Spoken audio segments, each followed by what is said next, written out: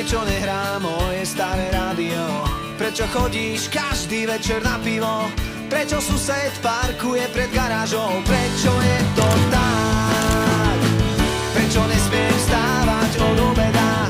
Prečo sú 2 hodiny dozvolená? Teraz si to zopakujem druhýkrát. Prečo je to tak? Ja viem, že príde deň, kedy si odpoviem na všetky otázky, ktorým nerozumiem.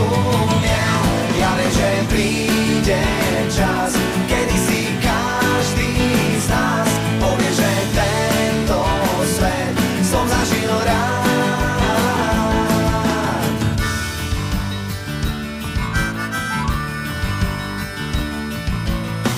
Prečo nechceš Trabant, ale Ferrari? Prečo chytám nervy, keď sa nedarí? Prečo som na teba stále odporný?